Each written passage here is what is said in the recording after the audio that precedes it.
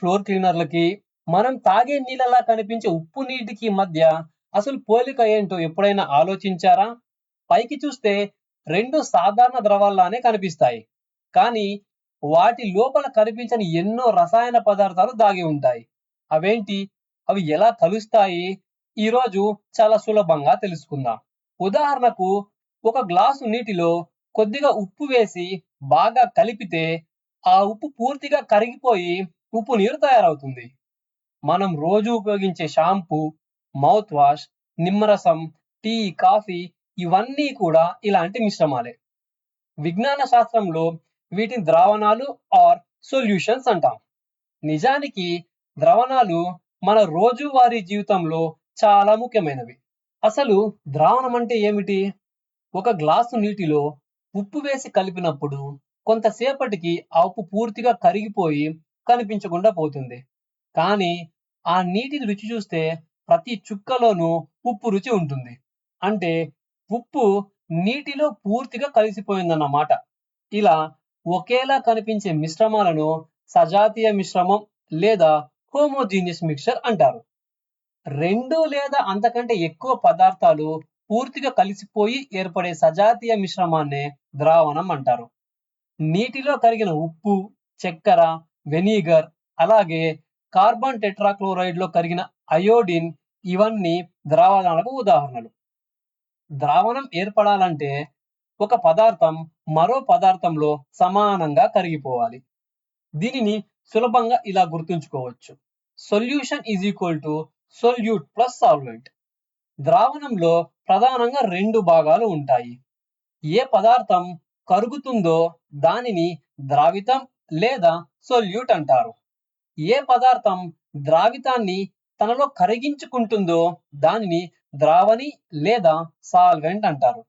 సాధారణంగా ద్రావణంలో ద్రావణి ఎక్కువ పరిమాణంలో ఉంటుంది.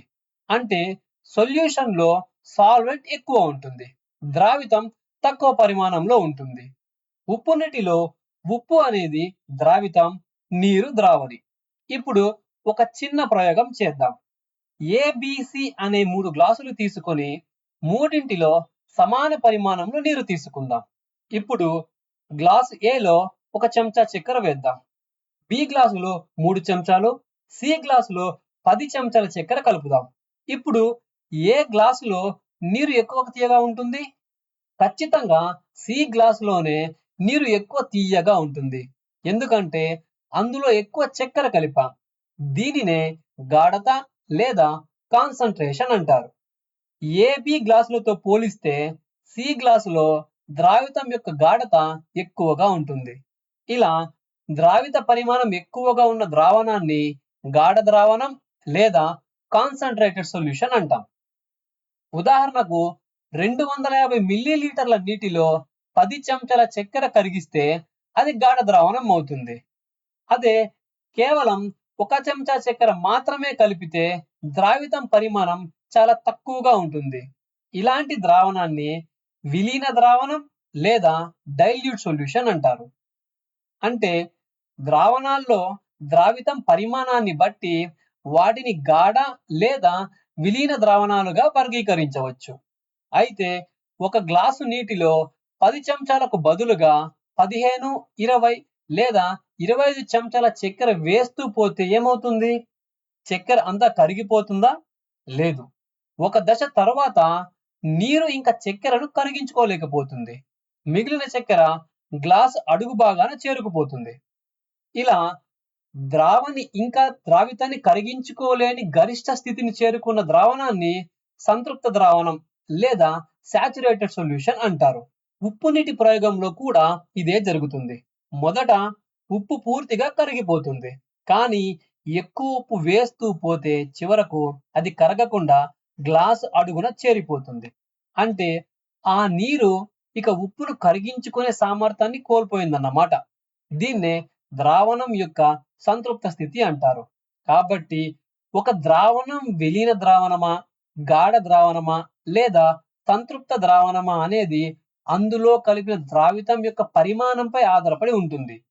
అయితే జీవశాస్త్రంలో ముఖ్యంగా కణ నిర్మాణము విధులు అనే పాఠంలో ఈ ద్రవణాలకు ఎందుకంత ముఖ్య పాత్ర ఇచ్చామంటే మన శరీరంలోని ప్రతి కణం ద్రావణాలపైనే ఆధారపడి పనిచేస్తుంది.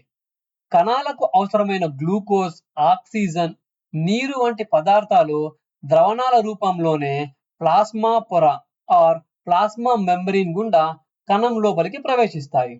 అప్పుడే కణాలు తమ పనులను సరిగ్గా చేయగలుగుతాయి. అలాగే కణాలలో ఏర్పడే కార్బన్ డయాక్సైడ్ మరియు ఇతర వ్యర్థ పదార్థాలు కూడా ద్రవణాల రూపంలోనే కణం బయటికి వెళ్తాయి. కాబట్టి కణత్వచం లేదా ప్లాస్మా పొర గుండా పదార్థాల రవాణా ఎలా జరుగుతుందో అర్థం చేసుకోవాలంటే ద్రవణాలు, వాటి గాఢతలు, అలాగే కణద్రవాభిసరణ ఆస్మాసిస్ గురించి తెలుసుకోవడం చాలా అవసరం.